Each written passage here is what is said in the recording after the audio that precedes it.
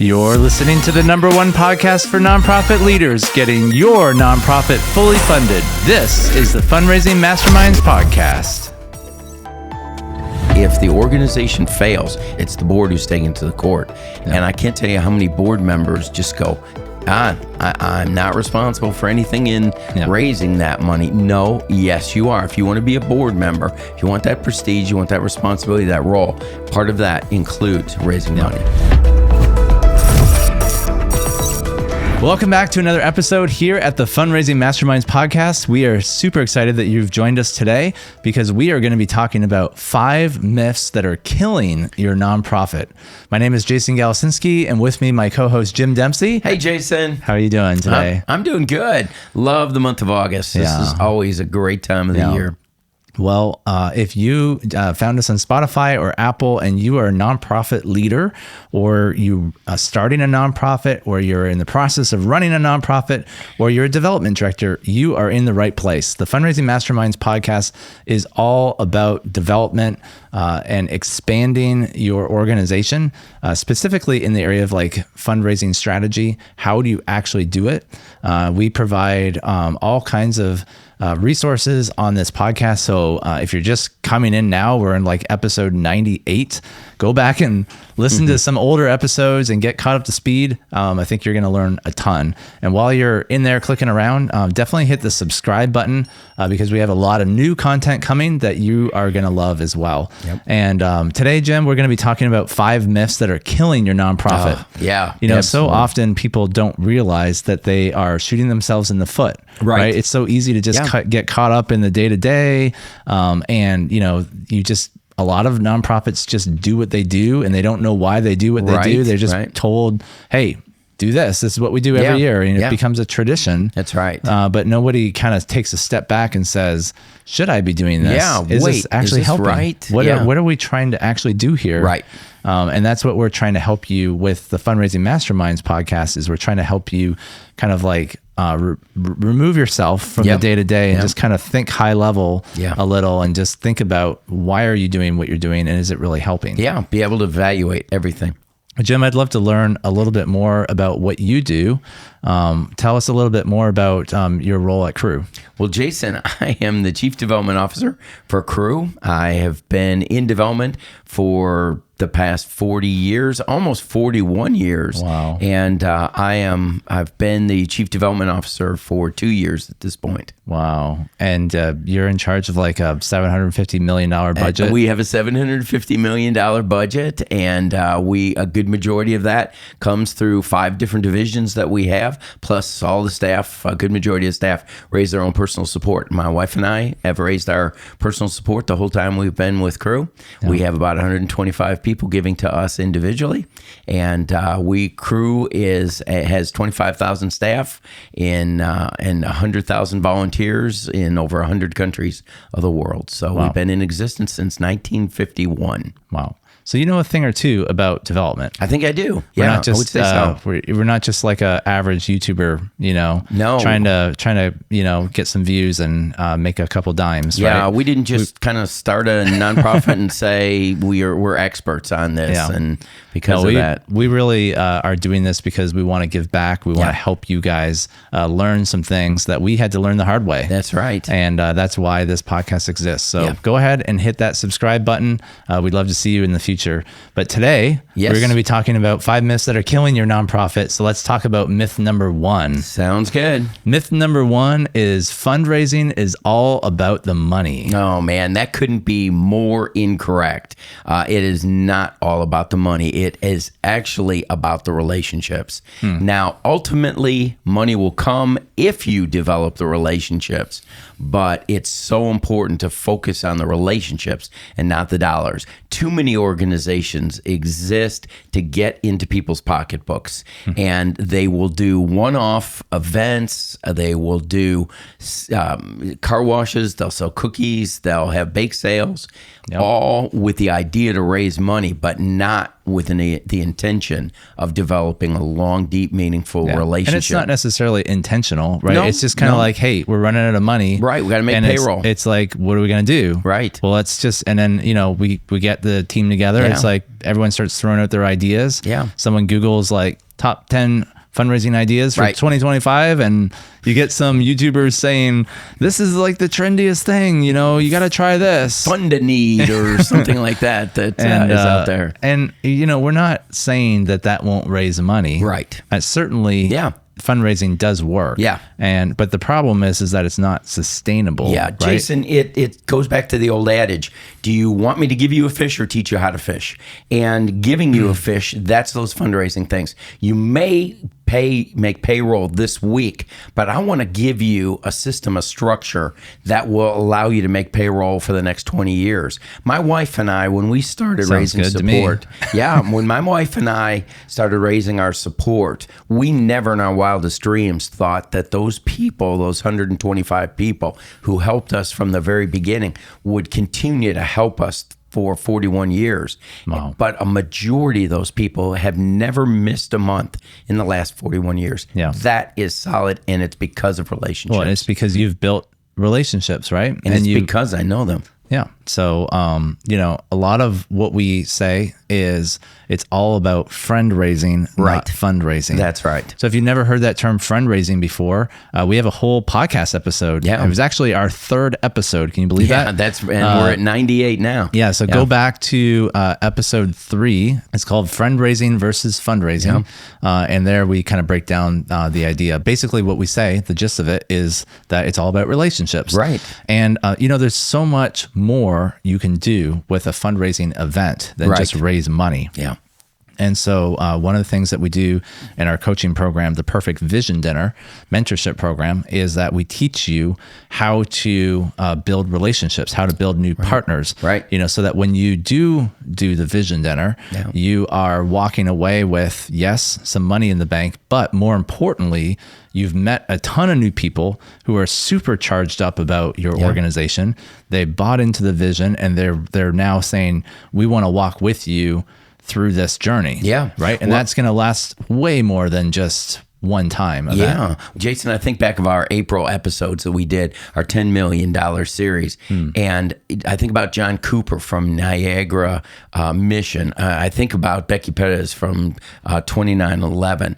All of them said that money was, the fact that they raised a lot of money was great, but the PR that came out of that, the relationships that they had from people, the gifts in kind that come from those, it definitely for them was much more than the money. John continues to send us articles that came from reporters that were at his dinner. He invited members of the press. He invited members of the press. Now, not everyone can do that. No. But John was able to do that, and they continue to do puff pieces on him. They call him. Center. They call him, or sometimes they don't even call him. They just do a great episode about what he's doing, a TV show about because him. they caught the vision. They did, absolutely. So it is so much more than money. Yeah. Jim, another sidetrack of similar to this is that fundraising is all about manipulating and just, it's high pressure. It's, we're trying to twist their arm. We're trying to guilt them. Yeah. And that's not really what we're wanting to do either, right? Well, fundraising is about, about manipulation, and it is about overdoing things, but friend raising is about motivation and encouraging people. It's about transformation, where fundraising is about transactions. Yeah. It's focusing in on just getting the money. That's fundraising. Getting a deep relationship, that money ends up coming. Yeah. That's what makes it different. Yeah, you see yourself as a blessing broker. Yes, that's right. We're presenting opportunities. And what does that mean? Yeah. It means we know in Scripture that God says that He is going to bless those who give. And we've got the opportunity at our dinner to provide the programs, the projects, the things that if people give, they will be blessed by God. So in a sense, we serve in that position as a blessings broker because we broker those deals to allow people to be blessed by God. Wow. That's just a really eye-opening way of thinking about it, right? It is really eye-opening. And there really are people out there who are looking for opportunities. right? Right. I mean, they're looking for, they have the money, they have the resources, but they don't want to just give it to any old, person. Right. They want to give it to someone who's going to use their money well. And so when you do these well-organized vision dinners or whatever, you're presenting the opportunity in a way that makes them have confidence in what you do. Right. That's right. All right. Let's talk about the second myth, Jim. Yeah, the second myth is that you simply ask and people will give. Well, that is nothing's further from the truth. You can ask and people will give, but honestly, you're going to get a deeper, meaningful gift. You're going to get more money if people understand who you are, what you're doing, and that you've developed a relationship. I can go in and just simply ask somebody for money, and I might get that. But generally, I'm going to kind of get a tip from people. Or I'm going to give this money to Jason, so I get him off my back and I get him out of my office. Yeah. So I'll give a token gift to the person. So Yeah. you want to get that meaningful gift, you want to get that sacrificial gift, and you want to get the gift over time that continues year in and year out. So just asking is not really going to get you the kind of gift that you want ultimately. Yeah, Jim, I was recently reading some articles on the internet, and I came across this crazy article. Let me read you the title. It says, an anonymous crowdfunder is asking the internet to make him a millionaire in 90 days by just having him set up a page. Yeah. He's already raised $12,000. Yeah, and I was just going to say, and sadly, some people will give money to them. Yeah. But you know what? People don't know anything about him. They could care less about him, and they have no relationship. This will be a one and done, and that's it. Well, and the myth is kind of like, if you just create a page and put it on Facebook, you're just going to get money. Well, like all I got to do is just make a page and boom. Well, sadly, that is fundraising. That's what I said. Yeah. You will raise some money, but I want to build a long-term relationship. I don't know any of those people. I won't get any long-term benefit from those people. I might be able to make one payroll with that. The rest, I'm done. And I spent all that time, I spent all that capital on that. Just a real failure there. Yeah. So the myth is, if you just simply ask, people will give. Yeah. It is true that if you ask, people will give, but a lot of times people need to know why they're giving to you. Absolutely. They need to know what the money is used for. Right. They want to know more. Yeah. And so you might get gifts. You might get an initial gift, but if you hope to get any more gifts from people, which I would think you do, that's just not going to happen. Right. All right, let's move on to myth number 3. Social media is the solution to fundraising. Yeah, absolutely. You put a Facebook page up and everything is going to, all your problems will be solved. If I put a picture on Instagram and put down in the, read the caption area and it says, please give to our nonprofit, all your problems are going to be solved. Yeah. And I think it's because we've seen all the viral stuff. And so we think if I could just make this go viral, if I could just get the attention, but then there's people who are just kind of more casual. I know we came across a couple things at year end where people were being lazy and they were just like, throw it on Facebook and hope for the best. And it's like, Facebook honestly is the worst way to raise money. And unfortunately, people don't realize this, but Facebook kind of tricks you in a way because they have like this easy way to just say, start a fundraiser. Right. They have this button that you just click and then you just, and people don't realize that, number one, Facebook profits off of that a lot because they're processing all that money. Right. Number two, all the money flows through Facebook. Yeah. Right. So they don't actually, if you start a fundraiser on Facebook, you don't see who gives. Right. Like they collect all that information. It all goes into their bank account. And then I heard, I don't know if they've changed, but the last I heard, it takes months for them to cut you a check and get it to you. And when you get it, you just get the lump sum. Yeah. So if you don't fundraise, know who they are, if you fundraise $1,000 on Facebook, you get a check for $925 because they take a percentage or whatever, and then you don't, and that's it. It's just a check. Right. You have no idea who gave you anything. And even it might tell you how many people gave, but you don't know who it is. And so it's awful. Right. That's true development. People know that the long-term value of someone is the name, not the money, not the dollar itself. Right. And they've just violated that whole rule there. certainly it is a good thing if you are doing some fundraising to, let people know what's going on social increase media. Public awareness, get people to hear about the good things that you're doing, expose them to your projects, introduce them to your leadership. All those things are very valuable. But if you think social media is just going to be a cash cow for you, that is nothing further from the truth. That is a myth. Myth number 4, I'm going to punt this one over to you. Okay. Fundraising is the development director's job. Oh, absolutely. I hired a development director. That's right. All my problems are solved. I don't need to do fundraising anymore, right? I can just go back to doing what I love. That's why I brought the guy on. So pass the baton to him and walk away. Yeah, How many times have you seen that work? About 1,000,001 times for sure. I would say 9 out of 10 times I'm hearing that from an executive director, a board member, and staff members. Okay, so let's like kind of think this through. So the ministry is growing, and starts off with a founder. Yep. Maybe turns into an executive director. Right. Then you've got a team of people comes along. Yep. And eventually you're starting to develop relationships with people. You're starting to bring in some money, but you say, "Hey, I want to grow this thing, so I need to bring in a development director to take this effort to the next level." A lot of times the executive director feels like I'm getting pulled away from my core mission. They want to be doing ministry or involved, and they don't want to be meeting with people for lunch and doing writing letters, fundraising. So they just think if I could just get a development director, then I can just push all this off to him. Yeah. Well, all of our problems would be solved. Yeah. And there's nothing further from the truth. A development director can do ass, but to be honest, they are good assist people.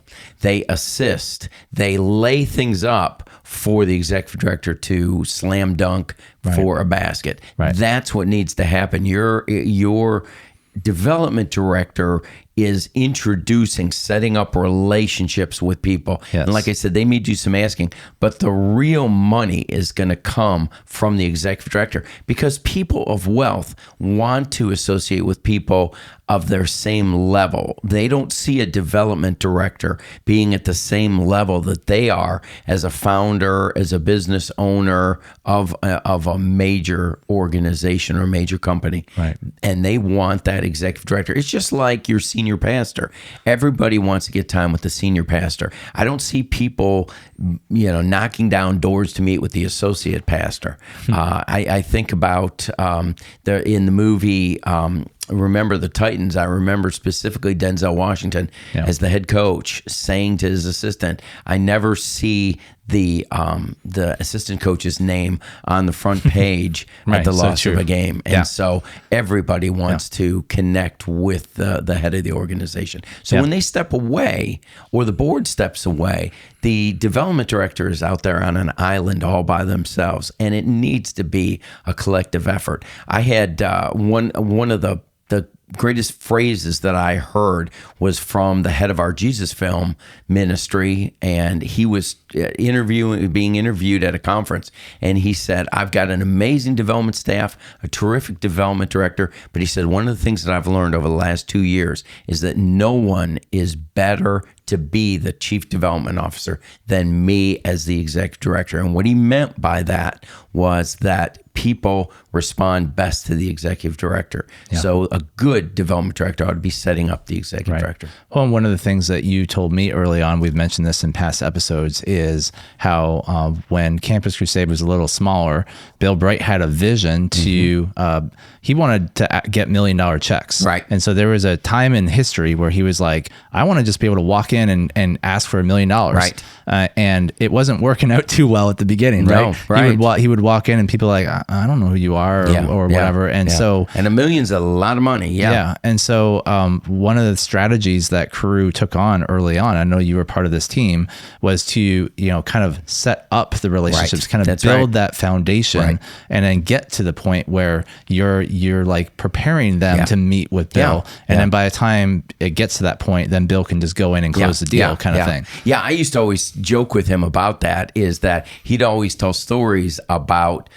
people giving $1 million, that he walked into an office and people gave $1 million. And I always say, yes, Bill, you actually did that, but it was 2 years of us establishing a relationship with the person, so you could walk in there and ask for $1 million. No, and that is the way it works. That's a great analogy and a great story for all of us to learn, like the wisdom in that, because if you want to get to like next level development, really get to that point, you've got to learn how to build those relationships, and it takes time. And that's what your development director or your development team should be focused on, getting those introduced, building relationships, but then eventually it still doesn't just end with them. It goes there. It's almost like your job is to get them to the president so that the president can meet with them, and close the deal. So well, any good farmer will tell you, you don't just plant the seeds and the next day reap a bountiful harvest. You plant the seeds, you water, you fertilize, you come back, continue to till the soil, make sure that crop is starting to bloom properly. Then you can come through and harvest that it does take time. Well, and similarly along those lines, just like the development director isn't supposed to do all the development, your board actually is supposed to be involved in development as well. Well, they really should. And I think that's actually one of the biggest mistakes. In fact, we could probably at some point in time in a future episode add one of the biggest myths is that the board should not be involved in development. The board, your board of directors, has fiduciary responsibilities. What that means is that they are responsible for the success or failure of your nonprofit organization. It all comes down to them. If the organization fails and they're taken to court, it's the board who's taken to the court. And those fiduciary responsibilities don't just mean spending money wisely or being good stewards of God's resources. It also means being responsible for ensuring that the money comes in the door. And I can't tell you how many board members just go, I'm not responsible for anything in raising that money. No, yes, you are. If you want to be a board member, if you want that prestige, you want that responsibility, that role, part of that includes raising money. And we actually did a whole episode on this. It's episode 45. It's called 9 Ways That Your Board Members Should Be Involved in Fundraising. Right. And so we've got that on the screen. You check that out after this episode and learn all about that. But let's go into the final myth, which is myth number 5. Fundraising dinners do not raise any money. Fundraising dinners are dead. Fundraising dinners don't work. This especially after COVID, right? People are like, virtual events, virtual events. That's going to be the salvation of all of our events. You remember how many people in 2021, 22 said the salvation of our ministry, every dinner from going forward is going to be a virtual event. 22, and we heard 22, 23. We are so tired. We are so sick. We are virtual out. Get us a live event and get it quickly. It's not just about gathering people together too. It's about there's a certain amount of life and energy that comes from getting the right people in the room. I mean, when you just think about what it would be like if you got like Chuck Swindoll, John MacArthur, John Piper, and Tim Keller. I know he's passed away, but imagine if you got all these people in a room, like how electrifying it would be, you know, like, and so it's similar like that with a fundraising dinner, like the vision dinner. It's a similar kind of feeling when you pull together the right people in the right room, you give the right presentation, and you're asking according to the ability that they have to give. You can raise a lot of money, but you know what? I know we talk a lot about, we can help you raise $100,000 or more through our mentorship program. But honestly, if you just want to see like the actual results of our mentorship program, you can scan the QR code on the screen, just scan it. It'll take you to our website, fundraisingmasterminds.net, and you just click the Apply Now button, and it's going to tell you a little bit about the program and the price and the cost and everything. And below that, there's an executive summary. And if you click into that, it's for board members. If you click into that executive summary, we have all the results of 2024, so of everyone who went through the Perfect Vision Dinner Mentorship program. And so what we do, Jim and I lead a coaching program. We actually call it a mentorship program. We mentor your team through a 21-week process where we take you from beginning to end on how to plan and execute a perfect vision dinner with the goal of raising $100,000, or if you're already past that number, 50% more than whatever you're raising. So if you're currently doing some kind of gala or banquet or something like that, and you're already bringing in 150, or you're already bringing in 200,000, we believe that if you take our training, we'll get you double where you're at now. But just by tweaking things and getting things a bit better. And if you don't believe me, check out the results. Go to the website and look at the results. We have numbers to back this up. So we're not just sitting here blowing smoke, right? We have actual data of actual people. You can call them and you can see the numbers for yourself. We have before and after and how much they raised. And I would say on average, most people are raising double, sometimes triple or quadruple the amount. So it's pretty exciting stuff, but it's all based on that partnership idea. It's all based on getting away from fundraising. It's all about getting into the right people, building those relationships. And then the most exciting part is it doesn't just stop there. We actually take the best of that class, the graduates, and we pull them into our 3-year program called the Winner Circle. Now, this is a program, it's like invite only. You can't get to it from our website at all. We talk about it once in a while. It's kind of a top secret group. You have to be a graduate of the Perfect Vision Mentor We only program. make it available to the graduates. Have had a successful dinner. You have to have at least hit the lowest goal, which is $100,000 in income. We have to feel strongly that you're committed to moving forward in this area of development. No, but the Perfect Visioner is really just your beta test to see, can you hit that $100,000 mark? We believe if you follow all the steps in the Perfect Visioner program, you follow the recipe, you're going to get the results. And then once you have that $100,000 benchmark, then you're qualified to join the Winner Circle. And it's a 3-year program where we teach you how to actually do development. This is the stuff that you do on a daily basis. How do we build these relationships? How do we, just like what you said with Bill Bright, right? It took him 2 years to get to that $1 million level, right? To work these relationships. And it's not twisting arms or anything. It's genuinely taking an interest in people and building relationships, but there's a systematic way to do that, and there's a haphazard way of doing it. And we want to teach you how to do something sustainable. That's right. So the people in our Winner Circle are learning that. And then we also are helping them with their next vision dinner and the next vision dinner. And so we kind of build on each vision dinner after kind of builds on the success of the other. So it's wonderful. We love what we do, and it's a great privilege to be a part of it. So it is. If that's something you're interested in taking that first step, scan the QR code on the screen or click on the link in the description. It'll take you to our website where you can read all about the Perfect Vision Dinner Mentorship Program. You can also check out all the testimonies that we have on our website or on YouTube. Those are real people. I mean, we after every single vision dinner, I get on a debrief call. And I mean, I could literally put everyone, almost everyone, on YouTube, but I just don't have enough time to edit. 100 videos. So we just kind of take the best of the course and throw them on YouTube. But they're real people on real Zoom calls, and they're just telling their experience about how the course was, what it was, how their experience was. And it's really interesting. Most people say they start off skeptical. They're like, this is like 90% of the testimonies. Well, I heard about the program. I watched your podcast. It sounded really interesting. But when I joined the program, I was kind of a little skeptical. My board said, why don't you go for it? We kind of took a risk. We weren't sure, but we did it anyways. We were a little bit skeptical. And then after like a week, they're like, okay, this is good. And then after like 2 weeks, they're like, okay, we're feeling really good about this. And after 3 weeks, they're like, okay, we're ready to go. And then like their confidence builds. And, we've had people, say, starting off thinking, I'm not sure if we're going to raise 100,000. By the end of the course, they're like, we're going to raise 150,000, Right, exactly. And they do really well, right? So, absolutely. Well, Jason, wrapping it up, these myths are they're real. People do go in with these misconceptions. Yeah. As you said early on, people don't do it intentionally. They just do it because we always did it this way.